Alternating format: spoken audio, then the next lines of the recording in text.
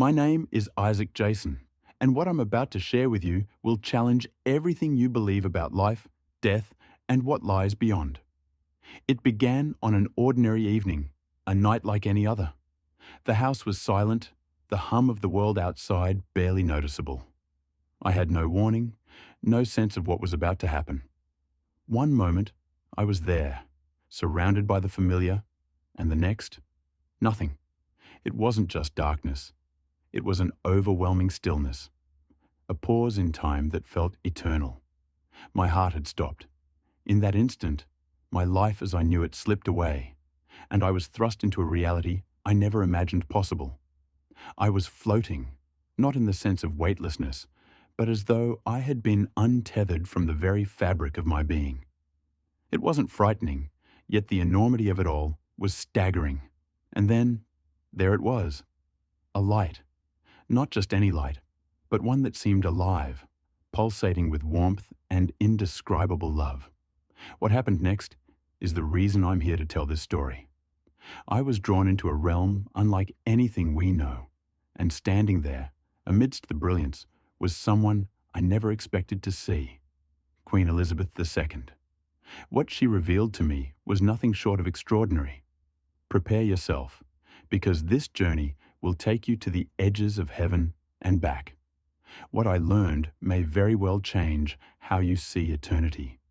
When I saw the light, it wasn't like the bright glare of the sun or the harshness of a spotlight.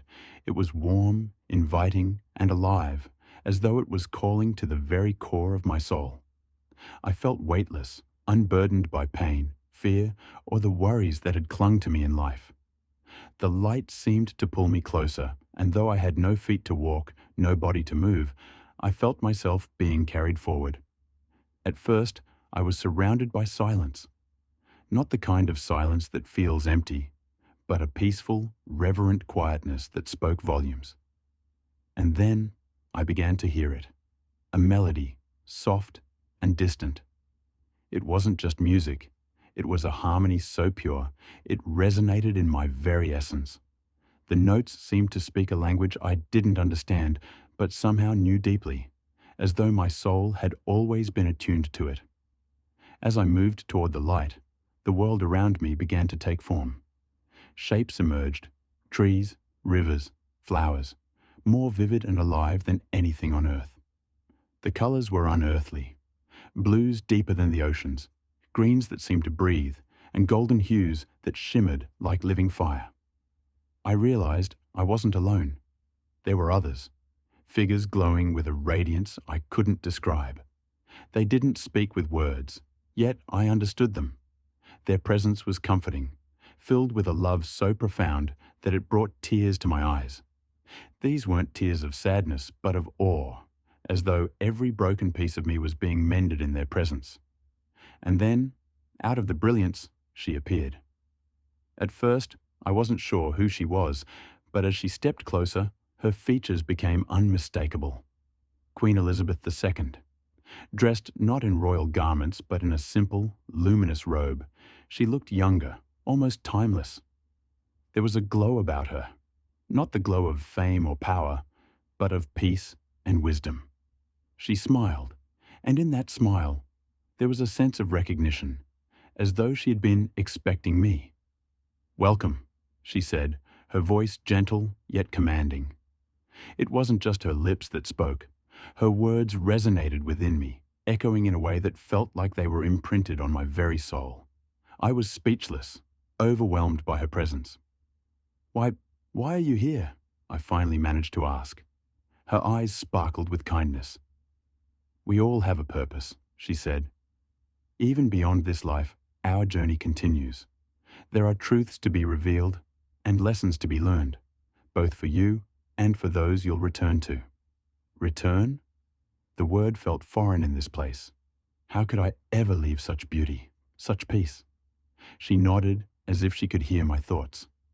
"There is more for you to do, but first you must understand what lies beyond the veil. Come, let me show you." Her words were filled with a profound weight, and though I didn't fully understand, I felt compelled to follow.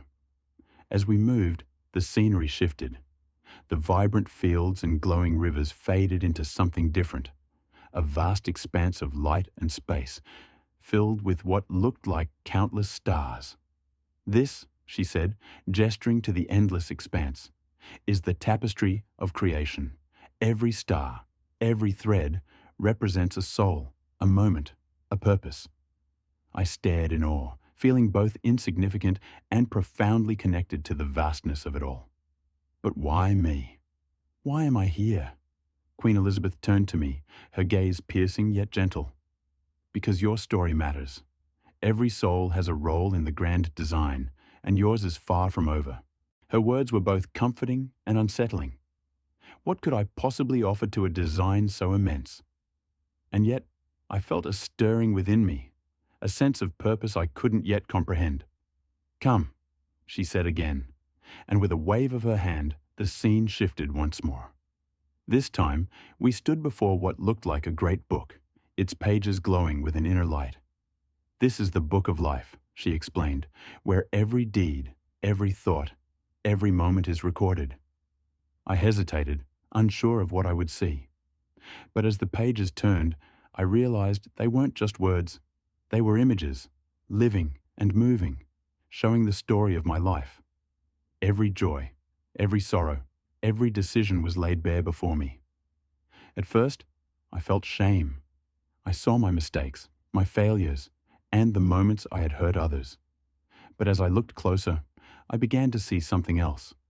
A thread of grace woven through it all, connecting even my darkest moments to something greater. Queen Elizabeth placed a hand on my shoulder. "Do you see?" she asked. "Every moment, no matter how small, plays a part in the greater story. Even your pain has a purpose." Her words struck me deeply, and I felt a weight lifting from my soul. For the first time, I began to understand that my life wasn't just a series of random events, but a part of a divine tapestry far beyond my understanding. But there was more. As the pages continued to turn, I saw glimpses of things I didn't recognize, moments that hadn't yet happened. "What is this?" I asked, my voice trembling. "These are the paths before you," she said. "The choices you make will determine which of these will come to pass. You are being given a second chance, but with it comes great responsibility." Her words filled me with both hope and a sense of urgency. I realized that this wasn't just a journey for my own understanding, but a call to action. I had been given a glimpse of eternity, and it was up to me to carry that revelation back to the world. Queen Elizabeth smiled once more, her expression filled with a love and wisdom that seemed infinite. "You must go now," she said, her voice tinged with both sadness and hope. "But remember, you are never truly alone. The light is always with you." Before I could respond, the light around us began to shift, growing brighter and more intense. I felt myself being pulled away, back toward the world I had left behind. And as the vision faded, her final words echoed in my soul. "Tell them what you have seen. Tell them the truth." The transition back was unlike anything I had ever experienced. It wasn't abrupt or jarring, but it was powerful. The light that had surrounded me seemed to fold inward, pulling me back toward the world I thought I had left behind. I could feel the warmth of it fading, replaced by the weight and frailty of my earthly body. And then, like the rush of a wave crashing onto the shore, I was back. My chest heaved as I gasped for air, my heart pounding like a drum in my ribcage. The once serene stillness was replaced by chaos, voices shouting, machines beeping, hands pressing on my chest. "She's back!" a voice exclaimed. The room came into focus, a stark hospital room filled with frantic doctors and nurses. They had been working to revive me for what felt like moments to them, but an eternity to me. But something was different. I wasn't the same person I had been before. I could feel it in every fiber of my being. It wasn't just the physical shock of being brought back to life. It was the weight of what I had seen, of what I now knew. I lay there, staring at the ceiling, as the medical team checked my vitals and murmured about the miracle they had just witnessed. But their words felt distant, muffled, as though I were still straddling the line between this world and the next. The doctor leaned over me, his face a mixture of relief and curiosity. "You gave us quite a scare," he said. "Your heart stopped for over 10 minutes. It's nothing short of a miracle that you're here."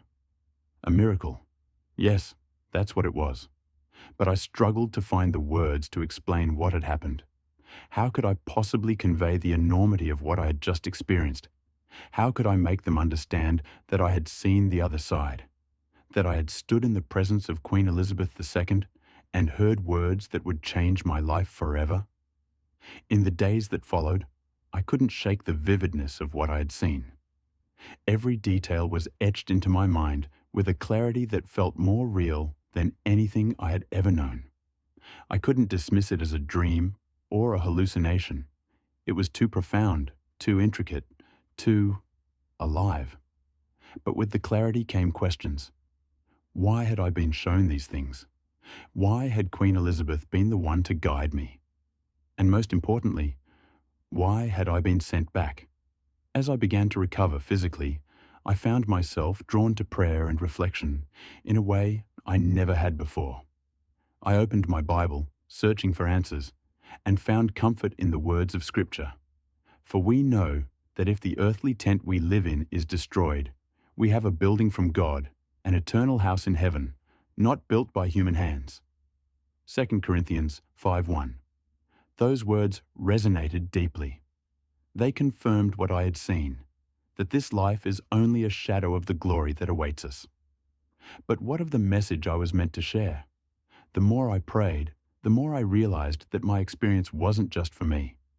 It was a testimony meant to inspire, to awaken, and to remind others of the reality of eternity. I began to recount every detail, writing down everything I could remember. The light, the music, the faces of those radiant beings, and of course, the words of Queen Elizabeth. Her message was clear. Our lives matter, not just in the grand moments, but in the smallest, most seemingly insignificant acts. I thought of the tapestry she had shown me, with every thread representing a soul, a purpose. It reminded me of Ephesians 2:10, "For we are God's handiwork, created in Christ Jesus to do good works, which God prepared in advance for us to do." I realized then that my purpose was twofold: to live a life that reflected the love and grace I had encountered, and to share my story so that others might come to know the truth of God's eternal plan. As I began to speak about my experience, I encountered both skepticism and wonder. Some dismissed it as a figment of my imagination, while others listened with rapt attention, their eyes filling with tears. But I didn't let the doubters deter me.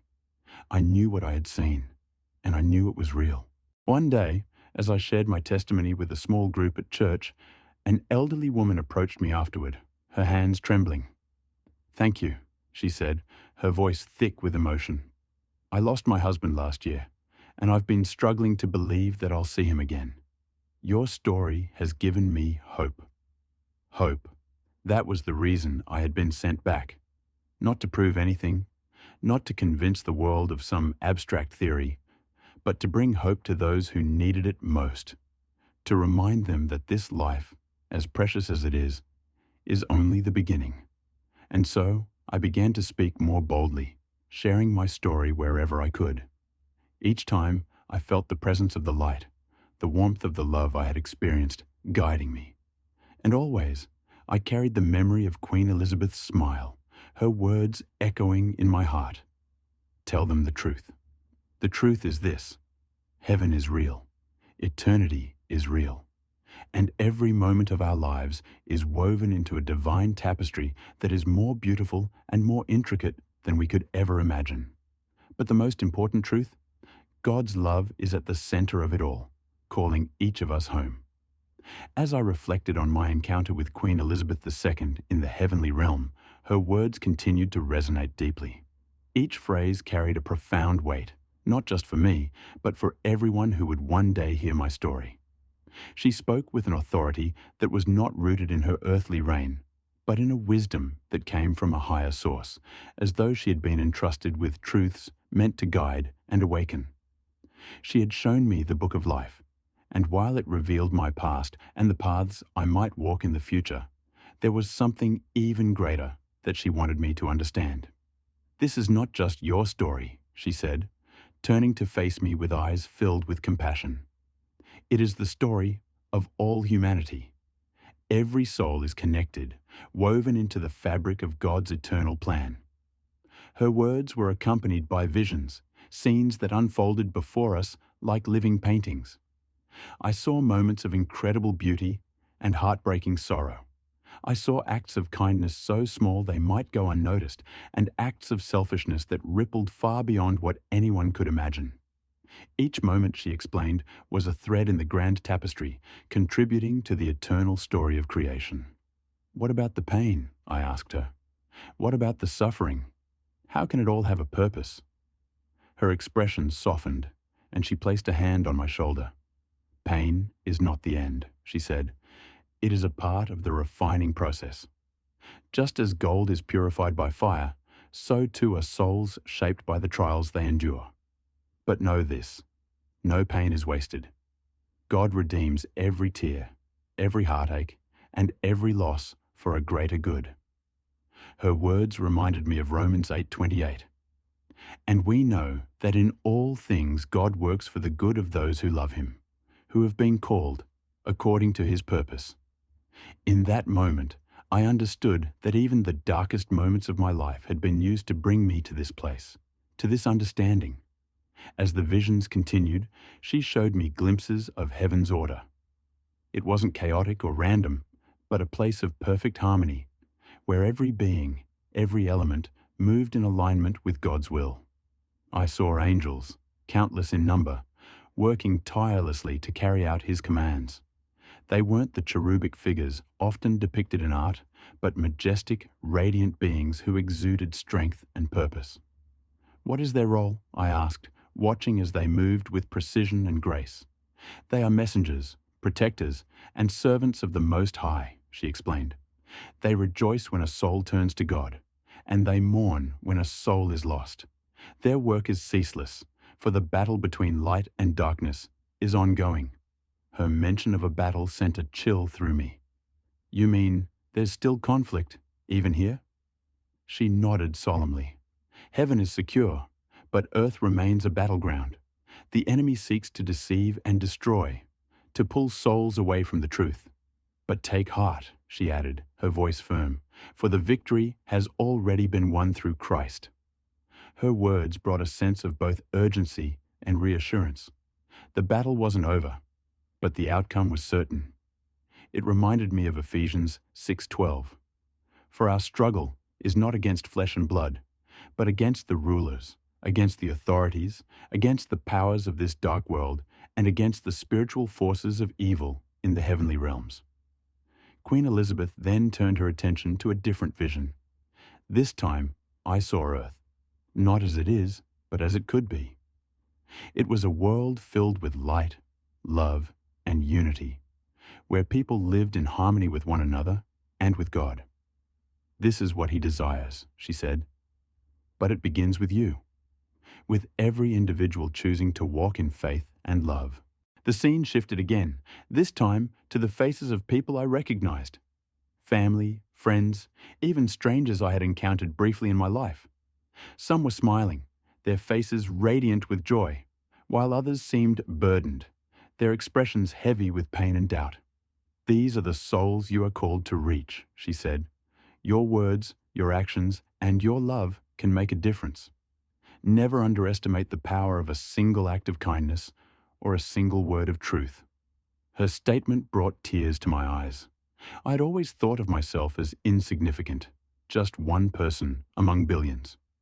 But here she was, telling me that my life had the power to impact eternity.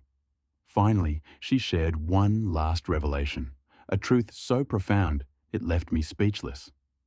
"The greatest gift God has given humanity is the freedom to choose," she said. "Love cannot be forced, it must be chosen. That is why this life matters so much. Every choice, no matter how small, shapes the soul and determines its eternal destiny." Her words reminded me of Joshua 24:15. But if serving the Lord seems undesirable to you, then choose for yourselves this day whom you will serve. The weight of free will had never felt so real, so important. It wasn't just about my own choices, but about inspiring others to make choices that aligned with God's will. As our time together drew to a close, she looked at me with an expression of both encouragement and solemnity. "When you return, you will face doubt and opposition," she said. "But do not be afraid. Speak the truth boldly and live a life that reflects the love and grace you have experienced here. And remember, you are never alone. God's light is with you, always." Her final words echoed in my heart as the vision began to fade. The light grew brighter, enveloping me completely, until I was back in my hospital bed, surrounded by the hum of machines and the concerned faces of my loved ones. Though the experience had ended, its impact was just beginning. I knew my life could never go back to the way it had been. I had been given a glimpse of eternity, a message to share, and a purpose to fulfill, and I was determined to honor it, no matter the cost. Once I was back in my body, the reality of what I had experienced lingered with me as a vivid, undeniable truth. Every detail was etched into my mind: the radiant light, Queen Elizabeth's gentle yet commanding presence, the celestial melodies, and the visions of the tapestry of life. I was alive, but I was no longer the same. In the days that followed, I found myself consumed by a sense of urgency. The Queen's final words to me echoed over and over: "Speak the truth boldly, and live a life that reflects the love and grace you have experienced here." But where was I supposed to start? How could I begin to articulate something so profound, so otherworldly, to people who might dismiss it as fantasy or the result of a failing heart? At first, I tried to keep it to myself. I prayed constantly, asking God to guide me, to show me how to fulfill the mission I had been given. But the burden of silence weighed heavily on me. It wasn't a burden of guilt, it was a burden of purpose, a knowing that what I had seen wasn't just for me. The turning point came one evening when I sat with a close friend who had been visiting me at home during my recovery. She was a kind, faithful woman, but she had been going through a difficult time. Her husband had recently passed away, and she was grappling with questions about life, death, and whether there was truly anything beyond this world. "I don't know how to keep going," she confessed, tears streaming down her face. "I want to believe he's in a better place, but sometimes I just don't know." Her words struck a chord deep within me. This was my moment. I took a deep breath, knowing I couldn't stay silent any longer. "There's something I need to tell you," I said, my voice trembling. "Something that happened to me when I was in the hospital." I began to recount the experience, every detail pouring out of me with a clarity and passion I hadn't expected. I told her about the light, the music, the radiant beings, and most of all, the encounter with Queen Elizabeth II. I explained the visions I'd been shown, the tapestry of creation, the book of life, and the eternal truths she had revealed. By the time I finished, my friend was staring at me, her expression a mixture of awe and tears. "Do you really believe it?" she asked, her voice barely above a whisper. "I don't just believe it," I said. "I know it. I've seen it. And I know that your husband is in the presence of that same love and light. You'll see him again." For the first time in months, she smiled. A small, fragile smile, but a smile nonetheless. "Thank you," she said, gripping my hands tightly. "You have no idea how much I needed to hear that." That moment ignited something within me. I realized that my story wasn't just about sharing what I had experienced. It was about bringing hope to those who needed it most. It wasn't my job to convince everyone or to argue with skeptics. My mission was simply to speak the truth with love and let God handle the rest. As I began to open up about my experience, I was met with a variety of reactions. Some people were deeply moved, their eyes brimming with tears as they listened. Others were skeptical, questioning whether it was a dream or a trick of the mind. A few even mocked me, dismissing my story as the delusions of a dying brain. At first, the criticism hurt. I wanted so badly for people to believe, to understand the magnitude of what I had seen. But then I remembered Queen Elizabeth's words. You will face doubt and opposition, but do not be afraid. I realized that the truth of my story wasn't diminished by others' disbelief. What mattered was that I stayed faithful to the mission I had been given. I began speaking at churches, small groups, and community events, sharing my testimony with anyone who would listen. Each time, I felt the presence of the light, as though it was guiding my words and filling the room with its warmth. One of the most profound moments came when a young man approached me after a church service. He had been battling depression and had been on the verge of giving up on life. Hearing your story changed everything for me, he said, his voice shaking with emotion. For the first time in years, I feel like there's hope. It was moments like these that reminded me why I had been sent back. It wasn't about fame or recognition. It was about touching lives, one person at a time. Despite the many lives my testimony touched, there were still moments when doubt crept in. Was I doing enough? Was I truly fulfilling the purpose God had set before me? One night, as I knelt in prayer, I felt a deep sense of reassurance wash over me. It wasn't an audible voice, but a quiet, unmistakable whisper in my spirit. You are doing what I have called you to do. Trust me. I realized then that obedience didn't mean having all the answers or seeing the full picture. It simply meant taking each step in faith, trusting that God would use my efforts for His glory. As the weeks turned into months, my story began to spread further than I ever could have imagined. People from all walks of life reached out to me, sharing their own experiences, questions, and struggles. I became a vessel for hope and healing, not because of anything I had done, but because of the grace and truth I had been entrusted with. Through it all, I kept Queen Elizabeth's words close to my heart. Every choice, no matter how small, shapes the soul and determines its eternal destiny. Those words became my guiding principle, reminding me that even the simplest acts of love and kindness could have eternal significance.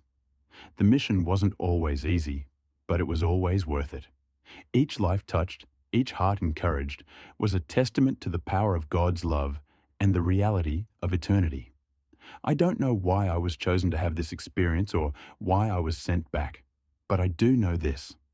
Every moment I spend on this earth is a gift, a chance to fulfill the purpose I've been given.